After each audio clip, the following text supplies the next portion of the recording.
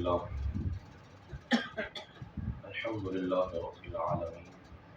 والعاقبة للمتقين والصلاة والسلام على من كان نبيا وآدم بين الماء والطين وعلى آله الطيبين الطاهرين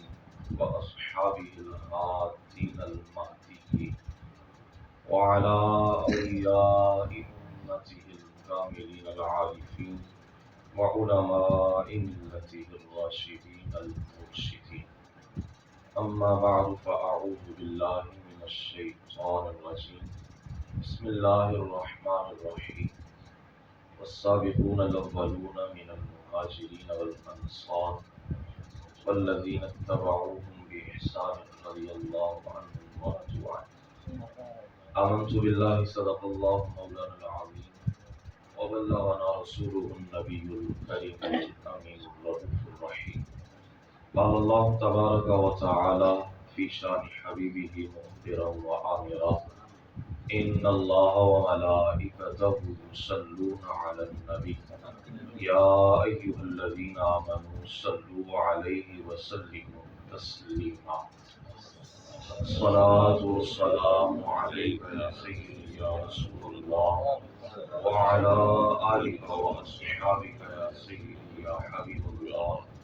الصلاة والسلام عليك يا سيدي يا رحمة للعالمين وعلى آلك وأصحابك يا سيدي يا خاتم النبيين يا صاحب الجمال ويا سيد البشر من وجهك المنير لقد نبل القمر لا يمكن الثناء كما كان حقه بعد خدا بزرگ توئی قصہ مختصر. بندہ پروردگارم امت احمد نبی دوست دار چار یارم تابع اولاد علی مذہب حنفیہ دارم ملت حضرت خلیل خاک پائے غوث اعظم زیر سایہ ہر ولی. اللہ سے کیا پیار ہے عثمان غنی کا، اللہ سے کیا پیار ہے عثمان غنی کا، محبوب خدا یار ہے عثمان غنی کا. حمد و صلات کے بعد احباب محترم معزز و محتشم سامعین ذی وقار، اللہ رب العزت کے فضل اور عنایت سے آج ہم یہاں پہ محفل ذکر و فکر میں شرکت کی سعادت حاصل کر رہے ہیں. میرے دائیں بائیں جلیل القدر اولو العزم علماء ذی وقار مشائخ اکرام تشریف فرما ہے. قبلہ شیخ الحدیث و تفسیر استاد العلماء استاد المدرسین مصنف کتب کثیرہ حضرت العلامہ و مولانا پیر سید سجاد حسین شاہ صاحب کاظمی دامت برکاتہ العالیہ آپ کے زیر سایہ، اور اسی طرح ناظم جمعیت تبلیغ الاسلام حضرت العلامہ و مولانا محمد منظور احمد اسد صاحب دامت برکاتہ العالیہ، یہ دونوں حضرات یقیناً علم و فضل کا ایک کوہ گراں ہے، اور ان کی موجودگی میں کچھ کہنا جو سورج کو چراغ دکھانے کے مترادف ہے. یہ ان حضرات کا احسان عظیم ہے، ان کا بڑا پن ہے کہ یہ چھوٹوں کو اپنے سامنے تیار کرنے کے لیے، ان کی حوصلہ افزائی کے لیے ان کو اسٹیج پہ کھڑا کر دیتے ہیں. اللہ رب العزت ان کا سایہ ہم پہ سلامت رکھے، اور جنہوں نے اس محفل کا اہتمام کیا اللہ انہیں کروڑہا اس کا بہترین اجر عطا فرمائے. احباب محترم، یہ فتنوں کا دور ہے، اور ہر روز کوئی نہ کوئی نیا فتنہ سامنے آ جاتا ہے. ایسے دور میں اپنے لیے ایمان بچانا یہ مومن کی سب سے اولین اور بنیادی ذمہ داری ہے، کیونکہ مسلمان کے پاس اس کا جو سب سے قیمتی سرمایہ ہے وہ فقط اس کا ایمان ہی ہے. آپ لاکھوں کروڑوں کے مالک ہو جائیں، آپ بہترین جائیداد بینک بیلنس کے مالک ہو جائیں، لیکن اگر آپ کے پاس ایمان نہ رہا تو دنیا کی چند روزہ زندگی تو آسانی سے شاید گزر جائے، لیکن اخروی زندگی کی نجات اور وہاں پہ کامیابی کا دار و مدار فقط ایمان پر ہے۔ تو اس وجہ سے بے وقوف ہے وہ شخص کہ جو دنیا کے پیچھے لگ جاتے ہیں اور دنیا کو ہی اپنا سب کچھ سمجھ لیتے ہیں، دنیا کی دولت کمانے کے لیے رات دن ایک کر دیتے ہیں، اپنے مال کی حفاظت کے لیے بہترین تجوریاں بناتے ہیں، اپنے مال کی حفاظت کے لیے بہترین لوگوں کو اپنا گارڈ رکھتے ہیں، اور اپنے مال اور دولت کی حفاظت کے لیے ہر طرح کا جتن، سی سی ٹی وی کیمرے اور ہر طرح کی کوشش کرنے کی تگ و دو میں لگے رہتے ہیں۔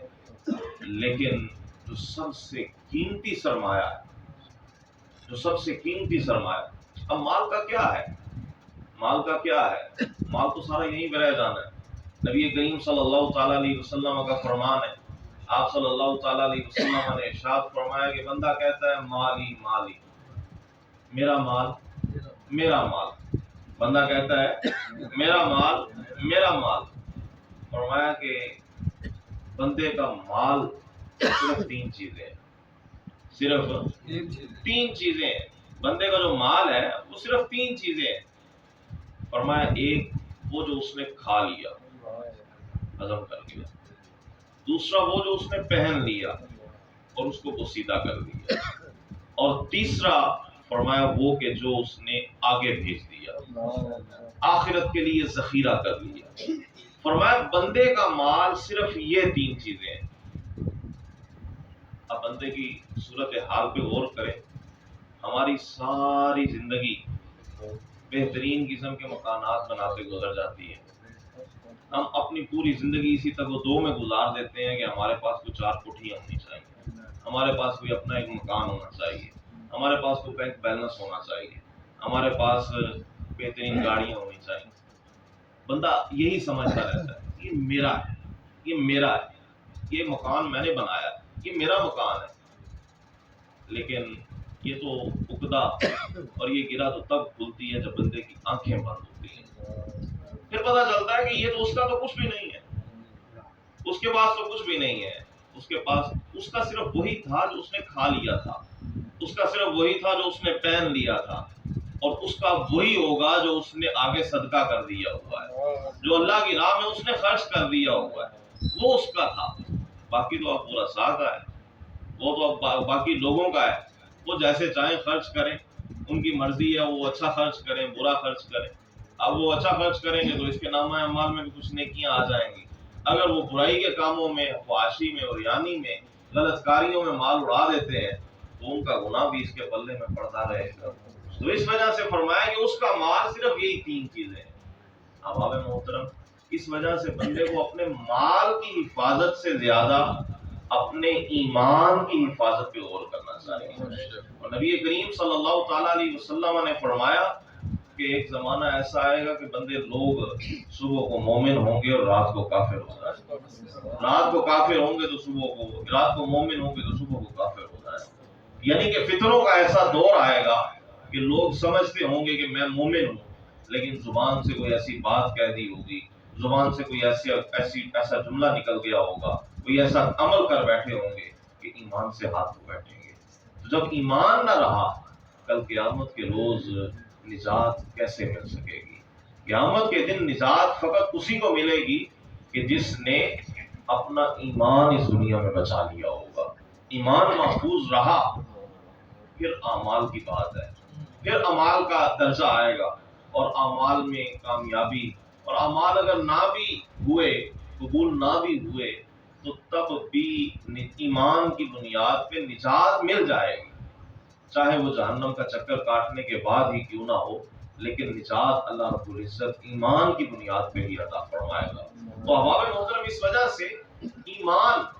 کی حفاظت پہ سب سے زیادہ بندے کو تو زور دینا چاہیے، اور ایمان کی حفاظت علماء کے ساتھ رہنے سے ہی ملتی ہے۔ اہل علم کی بارگاہ میں رہا جائے اور ان سے اکتساب فیض کیا جائے، ان سے علم سیکھا جائے، ان سے ایمان کی باتیں سیکھی جائیں، تو پھر اللہ تعالیٰ ایمان کی حفاظت کا سلیقہ عطا فرما دیتا ہے۔ سبحان اللہ۔ آج کا تو چونکہ فتنوں کا دور ہے اور میڈیا ہے، اب موبائل کھولیں تو طرح طرح کے فتنے سامنے آ جاتے ہیں۔ کبھی کوئی اپنے باتوں کو، اپنی چیزوں کو قرآن کی روشنی میں، قرآن کو، آیتوں کو پھیر کر، ان کے مفہوم کو بگاڑ کر اور اپنا مقصد حاصل کرنے کے لیے لوگوں کے سامنے پتہ نہیں کیا کیا بکتے چلے جاتے ہیں، اور لوگ کہتے ہیں کہ یہ قرآن پڑھ رہا ہے، یہ تو حدیث پڑھ رہا ہے، تو شاید یہ سچی بات کر رہا ہے۔ ایسا نہیں۔ احباب محترم، ایمان اہل علم ہی، وہی ایمان اور وہی اعمال صالحہ اور وہی اسلام معتبر ہے کہ جو اہل علم کا دیا ہوا ہے۔ لوگ بظاہر تو آپ کو لگے گا کہ شاید یہ پڑھا لکھا بندہ ہے، لیکن اگر وہ سلف صالحین کے طریقے پہ نہیں ہے تو اس کا پڑھا لکھا ہونا کچھ بھی معتبر نہیں ہے۔ اب پچھلے دنوں ایک بڑا شوشہ میڈیا میں پھیل گیا، حضرت سیدنا عثمان غنی رضی اللہ تعالی عنہ کی وہ ہستی ہیں کہ جنہیں نبی کریم صلی اللہ تعالی علیہ وسلم نے 20 مرتبہ جنت کی بشارت عطا کی۔ سبحان اللہ۔ کئی مرتبہ انہوں نے اپنا مال دے کے رسول اللہ سے جنت خرید لی۔ سبحان اللہ۔ ٹھیک ہے، رسول اللہ صلی اللہ تعالی علیہ وسلم نے انہیں اپنی 2 شہزادیاں یکے بعد دیگرے آپ کو عطا فرمائی، اور کائنات بھر میں حضرت آدم علیہ نبینا علیہ الصلوۃ والسلام سے لے کر ہمارے آقا کریم صلی اللہ تعالی علیہ وسلم تک یہ اعزاز سوائے حضرت عثمان غنی کے کسی اور شخص کو حاصل نہیں ہوا کہ اس کے عقد میں کسی نبی کی 2 شہزادیاں ہوں۔ حضرت عثمان غنی رضی اللہ تعالیٰ وہ ہستی ہیں، اللہ رب العزت نے ان کو جو مقام عطا فرمایا۔ اب ہوتا ہی ہے، آپ نے مکھی کو دیکھا ہوگا کہ مکھی ہمیشہ بیٹھنے کے لیے کسی گندی جگہ کا انتخاب کرتی ہے، خوشبوئیں بکھری ہوں، حالات معطر ہوں، کمرہ بہترین چیزوں سے سجا ہوا ہو، مکھی وہاں پہ نہیں بیٹھے گی۔ مکھی ہمیشہ کسی گندگی پر جا کے بیٹھنے کی کوشش کرتی ہے، اور اچھے لوگ وہ ہمیشہ لوگوں کی اچھائیوں پہ غور کرتے ہیں، اور اگر کسی سے با فرض محال اگر کسی سے کوئی ایسی بات سرزد ہو بھی جائے تو اس کو صرف نظر کیا جاتا ہے۔ نبی کریم صلی اللہ تعالیٰ علیہ وسلم کا ایک فرمان ہے، آپ نے فرمایا کہ کریم لوگوں کی خطاؤں کو درگزر کیا کرو، کریم لوگوں کی خطاؤں کو درگزر کیا کرو، کیونکہ کوئی بھی انسان انبیاء کے علاوہ، انسانوں میں کوئی بھی انسان انبیاء کے علاوہ معصوم نہیں ہے، کسی سے بھی خطا سرزد ہو سکتی ہے، اور آقا کریم صلی اللہ تعالیٰ علیہ وسلم کا فرمان ہے، فرمایا کہ کل بنی آدم الخطاؤن، کہ سارے انسان خطا کرنے والے ہیں اور بہت خطائیں کرنے والے ہیں۔ فرمایا وخیر الخطائین التوابون، اور بہترین خطا کرنے والے وہ ہیں کہ جو توبہ کرنے والے ہیں۔ احباب محترم، اب سرکار صلی اللہ تعالیٰ علیہ وسلم کو فرمان ذہن میں لائیے کہ آقا کریم صلی اللہ تعالیٰ علیہ وسلم نے فرمایا کہ اگر میرے صحابہ میں سے کوئی 1 مد یا نصف مد اللہ کی راہ میں جو خرچ کر دے تو تم میں سے بعد میں آنے والوں میں سے کوئی بہت پہاڑ کے برابر سونا بھی خرچ کرے تو فرمایا وہ اس کے درجے کو نہیں پہنچ سکتا، اس کے درجے کو نہیں پہنچ سکتا۔ صحابہ کی یہ شان، صحابہ کی یہ شان ہے۔ اب اگر ہم فرض بھی کریں نا، تو کسی نے پچھلے دنوں اندازہ لگایا ہوا تھا کہ اگر احد پہاڑ سونے کا ہو تو یہ پتہ نہیں 30 ٹریلین ڈالر بنتے ہیں۔ اگر اس کو سونے کا فرض کر لیا جائے، سونے کا بنایا تو یہ اتنی مالیت بنتی ہے، تو اتنی بڑی مالیت کہ جس کے ساتھ پوری دنیا کا کئی سال کا بجٹ چل سکتا ہے، وہ مالیت اگر کوئی اللہ کی راہ میں خرچ کرے تو وہ اس صحابی کے صدقے کے خرچ کو اور فضیلت کو اور درجے کو نہیں پہنچ سکتا جس نے چند جو سرکار صلی اللہ تعالیٰ علیہ وسلم کی بارگاہ میں پیش کی ہے۔ آقا کریم صلی اللہ تعالیٰ علیہ وسلم کی بارگاہ میں ایک دفعہ ایک صحابی کوئی چھوارے لے کے آئے تو سرکار صلی اللہ تعالیٰ علیہ وسلم انہیں جھولی میں ڈال کر خوشی سے ان کو اچھالتے رہے اور فرمایا اور ان کو پورا ایک ڈھیر لگا ہوا تھا ان کے اوپر ڈالا ان کی قبولیت کی نشانی بتانے کے لیے، یہ سب سے زیادہ قبول ہوئے ہیں۔ تو ایک عام صحابی کہ جس نے تھوڑے سے جو خرچ کیے، ساری دنیا اگر بہت پہاڑ کے برابر سونا خرچ کرے تو اس صحابی کے درجے کو نہیں پہنچ سکتے، تو وہ جس نے سرکار کی بارگاہ میں اپنا سارا مال قربان کیا ہو، جس نے سرکار صلی اللہ تعالی علیہ وسلم کے مانگنے پر، آپ کے فرمانے پر، حکم دینے پر آپ نے ہزاروں اونٹ اللہ کی بارگاہ میں قربان کیے ہوں، اور کئی دفعہ اللہ کی بارگاہ میں، اللہ کے رسول کی بارگاہ میں بہترین مال و متاع پیش کیا ہو، اور سرکار نے ان کے مال و متاع پیش کرنے پہ فرمایا ہو کہ اتنے خوش ہوئے سرکار کے غزوہ تبوک کے موقع پہ جب حضرت عثمان غنی اپنا مال لائے تو سرکار صلی اللہ تعالی علیہ وسلم نے فرمایا کہ عثمان آج کے بعد تجھے تیرا کوئی بھی عمل نقصان نہیں دے گا، آج کے بعد عثمان جو بھی کرے فرمایا تجھے کوئی بھی نقصان نہیں دے گا، تجھے تیرا کوئی عمل نقصان نہیں دے گا۔ احباب محترم، یہ شان جس کی ہو تو اس کے خلاف جو بھونکے وہ بدبختی ہو سکتا ہے، کوئی انسان نہیں ہو سکتا، مسلمان نہیں ہو سکتا۔ احباب محترم، اب آئیے چلتے ہیں اس معاملے کی طرف کہ جس معاملے کو ہوا بنایا گیا۔ اب یہ معاملہ آج نہیں اٹھا، یہ معاملہ اس وقت کا اٹھا ہوا ہے، لیکن ہمارے اسلاف نے اور بزرگوں نے اور بالخصوص صحابہ نے اس معاملے کا بڑی اچھے طریقے سے جواب دیا۔ ایک دفعہ ایک مصری،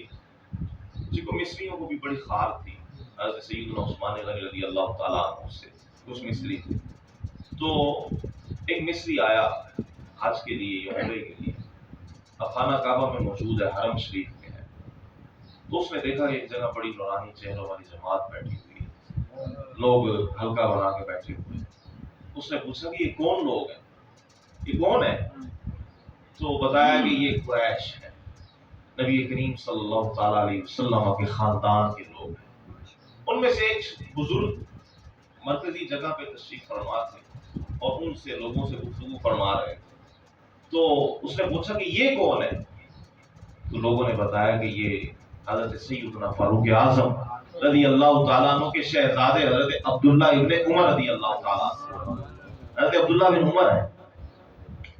رضی اللہ تعالیٰ عنہ۔ تو انہوں نے، اس نے سوچا کہ میرے ذہن میں جو شکوک و شبہات مصر کے لوگوں نے انجیکٹ کیے ہوئے ہیں اور انہوں نے جو شکوک و شبہات پھیلائے ہوئے ہیں، تو میں ان کے بارے میں ان سے تصدیق نہ کروا لوں آج۔ وہ آگے بڑھا، آپ رضی اللہ تعالیٰ عنہ کے سامنے آیا، کہنے لگا جی حضور کچھ سوال ہے میرے، تو آپ مجھے ان سوالوں کے جواب تو دے دیں۔ آپ نے فرمایا پوچھو، کیا پوچھنا ہے؟ کہنے لگا حضرت بتائیے کہ حضرت عثمان غزوہ احد میں فرار نہیں ہو گئے تھے؟ آپ نے فرمایا ہاں ایسے ہی۔ کہنے لگا کیا حضرت عثمان جو ہے، حضرت عثمان غنی رضی اللہ تعالیٰ عنہ، کیا یہ غزوہ بدر میں شریک نہیں نہ ہوئے؟ آپ نے فرمایا ہاں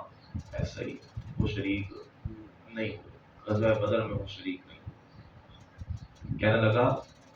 کیا حضرت عثمان وہی نہیں کہ جو صلح حدیبیہ میں اور بیعت رضوان میں بھی موجود نہیں تھے؟ فرمایا ہاں ایسے ہی، وہ موجود نہیں تھے۔ اس نے جب اپنے سوالوں کے جواب بڑے آسانی سے اپنی منشا کے مطابق ملتے ہوئے دیکھے نا، تو اس نے کہا اللہ اکبر، یعنی کہ کامیابی کے طور پہ، کامیابی کا اظہار کرنے کے لیے اور خوشی کا کہ میں ٹھیک تھا، جو میں سمجھ کے بیٹھا ہوا تھا وہ ٹھیک تھا۔ تو اس نے اس بات کو سوچ کے تو نعرہ لگایا اللہ اکبر اور واپس پلٹنے لگا۔ حضرت عبداللہ ابن عمر رضی اللہ تعالیٰ، یہ واقعہ بخاری میں موجود ہے، حضرت عبداللہ ابن عمر رضی اللہ تعالیٰ عنہ نے اس کو بلایا، فرمایا ٹھہر جا، تو نے اپنی بات تو کر لی ہے، اب ان کے جواب بھی تو سن کے جا نا، اب ان کے بات تو مکمل ہونے دے۔ آپ نے فرمایا رہ گئے، پہلی بات تو نے کی ہے کہ حضرت عثمان غزوہ احد سے فرار ہو گئے تھے۔ آپ نے فرمایا ہاں، تو چلے گئے، لیکن وہ ہستی ہے کہ جن کے بارے میں اللہ تعالیٰ نے فرما دیا وَلَقَدْ عَفَا اللَّهُ عَنْهُمْ، اللہ نے ان کو معاف کر دیا ہے، اللہ نے ان کو معاف کر دیا ہے۔ احباب محترم، عقائد کی، ہمارے عقائد کی ایک بہترین اور عمدہ اور بنیادی کتاب ہے المعتقد المنتقد۔ وہاں پہ انہوں نے لکھا ہے کہ اگر کسی صحابی سے کوئی معاذ اللہ ایسی کوئی خطا سرزد ہوئی بھی تو اس صحابی کی خطا ہماری نیکیوں سے افضل ہے، ہماری نیکیوں سے بہتر ہے۔ وجہ کیا ہے؟ ہم نیکیاں کرتے ہیں لیکن ہمیں ہماری نیکیوں کا نہیں پتا کہ وہ اللہ کی بارگاہ میں قبول ہیں یا، لیکن ان کی خطا کو معافی کی سند اللہ تعالیٰ نے قرآن میں عطا فرمائی۔ ان کی لفظ شگفتگی، نعرہ رسالت، نعرہ حیدری، تاجدار ختم نبوت، تاجدار ختم نبوت، تاجدار ختم نبوت، لبیک لبیک لبیک یا رسول اللہ، لبیک لبیک یا رسول اللہ، لبیک۔ تو فرمایا کہ یعنی کہ صحابی سے اگر کوئی ہو بھی جائے تو جس کی معافی یقینی ہو چکی ہے اس کی باقیوں کی نیکیوں کی کیا حیثیت ہے؟ ایک تو نیکی اگر کی بھی ہے تو پتہ نہیں وہ نیکی کے جذبے سے کی بھی ہے یا نہیں کی، یعنی کہ وہ اللہ کی رضا حاصل کرنے کے لیے، اللہ کا قرب حاصل کرنے کے لیے کی ہے یا نہیں کی، وہ تو بندے کو پتا ہے۔ اور اگر اللہ کا قرب حاصل کرنے کے لیے بھی کی ہے تو اس کے تمام آداب، ان کی رعایات، ان کی سنن، ان کے فرائض کا خیال رکھا ہے یا نہیں رکھا۔ اگر رکھا بھی ہے تو پھر اس میں ریاکاری ہے یا نہیں ہے، اگر نہیں بھی ہے تو اللہ تعالیٰ اس کی نیکی کو قبول کرتا ہے یا نہیں۔ یہ ساری چیزیں تو بعد کی ہیں نا، لیکن ان کی خطا کے لیے اللہ رب العزت نے وَلَقَدْ عَفَا اللَّهُ عَنْهُمْ کی سند عطا فرمائی کہ اللہ تعالیٰ نے ان کو معاف فرما دیا ہے۔ تو جس کو اللہ نے معاف کر دیا ہے اس کے بارے میں تم پوچھنے والے ہوتے کون؟ تم ہوتے کون؟ دوسری بات فرمایا تم کہتے ہو کہ وہ غزوہ بدر میں شریک نہیں ہوئے۔ فرمایا ہاں وہ شریک نہیں ہوئے لیکن رسول اللہ صلی اللہ تعالیٰ علیہ وسلم کے حکم پر شریک نہیں ہوئے۔ تم نے یہ تو سنا ہے کہ وہ شریک نہیں ہوئے لیکن تمہیں یہ نہیں پتا کہ سرکار نے ان کو حکم عطا فرمایا تھا کہ میری بیٹی کی عیادت اور تیمارداری تم نے یہیں پہ رہ کے کرنی ہے، اور تمہارے لیے اللہ تعالیٰ غزوہ بدر کے شریک جیسا اجر بھی تمہیں عطا فرمائے گا اور تمہیں غزوہ بدر کے شریکوں جیسا مال غنیمت میں سے حصہ بھی ملے گا۔ تو فرمایا وہ بدر میں شریک نہ ہو کر بھی بدر میں شریک کیونکہ رسول اللہ کے حکم کی تعمیل کر رہے تھے۔ اور فرمایا تم نے تیسری بات کی ہے کہ انہوں نے بیعت رضوان میں شرکت نہیں کی۔ فرمایا ہاں نہیں کی، لیکن جانتے ہو اگر رسول اللہ صلی اللہ تعالیٰ علیہ وسلم کے نزدیک کوئی شخص ایسا ہوتا کہ جس کی قریش کے ہاں عثمان سے زیادہ عزت ہوتی تو سرکار صلی اللہ تعالیٰ علیہ وسلم اسے عثمان کی جگہ میں بھیجتے، لیکن سرکار صلی اللہ تعالیٰ علیہ وسلم کے ہاں عثمان کی عزت سب سے زیادہ تھی قریش کی نظروں میں، تو اس وجہ سے سرکار صلی اللہ تعالیٰ علیہ وسلم نے انہیں اپنا وکیل بنا کے بھیجا اور فرمایا کہ باقی صحابہ جنہوں نے غزوہ بیعت رضوان میں شرکت کی اور سرکار کے ہاتھوں میں بیعت کی تو ان کا ہاتھ بیعت میں شریک تھا، لیکن حضرت عثمان غنی رضی اللہ تعالیٰ عنہ بیعت میں اس طرح شریک تھے کہ سرکار کا ایک ہاتھ عثمان کا ہاتھ بن کے شریک تھا۔ سرکار صلی اللہ تعالیٰ علیہ وسلم نے فرمایا کہ یہ عثمان کا ہاتھ ہے اور یہ میرا ہاتھ ہے، میں عثمان کی طرف سے بیعت کر رہا ہوں۔ تو فرمایا تم نے آدھی باتیں سنی ہوئی ہیں، پوری بات یہ ہے۔ احباب محترم اب دیکھیں غزوہ احد ہوا ہے 3 ہجری کو، غزوہ احد ہوا ہے 3 ہجری کو، اور حضرت سیدنا عثمان غنی رضی اللہ تعالیٰ عنہ اس کے بھی وہ تقریباً 40 سال بعد اس دنیا سے تشریف لے کے گئے، اور اس کے بعد بھی حضرت عثمان غنی نے فتح مکہ ہو، غزوہ احزاب ہو، غزوہ حنین ہو، جتنے بھی غزوات تھے سب میں شرکت فرمائی، اور اس کے بعد حضرت سیدنا صدیق اکبر کا دور، حضرت سیدنا عثمان غنی کا دور آپ نے ساری زندگی اسلام کے لیے وقف فرمائی، اور پھر حضرت عثمان غنی کا جب خلافت کا دور آیا تو آپ جانتے ہیں حضرت عثمان غنی رضی اللہ تعالیٰ عنہ آپ کے دور خلافت میں یہ سسلی، یہ مالٹا، یہ اسپین تک اسلامی فوجیں پہنچ چکی تھیں۔ حضرت امیر معاویہ رضی اللہ تعالیٰ عنہ پہلا بحری بیڑا حضرت عثمان غنی کے دور میں بنایا، اور آپ نے قبرص اسلام کی قبرص جو ہے وہ آپ نے فتح فرمایا، اور حضرت عثمان غنی کا دور تھا، اور اسی دور میں قسطنطنیہ پہ اسلامی فوجوں نے دستک دے دی تھی۔ پہلی دفعہ اسلامی فوجیں قسطنطنیہ کے دروازے تک پہنچ گئی تھی، اور یہ وہ دور ہے کہ جس دور میں آپ کے بر صغیر کے مکران، یہ ساحل، یہ افغانستان کے علاقے حضرت عثمان غنی کے دور میں فتح ہو چکے تھے۔ تو وہ ہستی جس نے اتنی نیکیاں کمائی ہوں، اتنے کارنامے سر انجام دیے ہوں، اسلام کی اتنی خدمت کی ہو، اس ہستی کی وہ بات کہ جس کو اللہ رب العزت معاف کر چکا ہو، جس کے بارے میں قرآن میں ان کی تعریفی کلمات نازل کر دیے ہو، اس کو لے کے اگر کوئی بات کرے تو وہ بدبختی ہو سکتا ہے، مسلمان تو نہیں ہو سکتا، وہ اسلام والا تو نہیں ہو سکتا۔ احباب محترم، اس وجہ سے یہ چھوٹی چھوٹی باتیں جو ہے یہ اسلام کو بچانے کے لیے، ایمان کو بچانے کے لیے بڑی ضروری ہے۔ تو اس وجہ سے جب بھی ایمان یا اسلام کی بات آئے تو ہمیشہ ان لوگوں سے لیا کریں کہ جو اللہ اور اس کے رسول کی بات کرنے والے اور سلف صالحین کے طریقے پہ چلنے والے ہیں۔ اللہ رب العزت ہمیں اپنے ایمان کو ہمیشہ بچا کے رکھنے کی، اپنے ایمان کی حفاظت کرنے کی، اور علماء حقہ کے دامن سے وابستہ رہنے کی توفیق نصیب فرمائے۔ واقعی الحمدللہ۔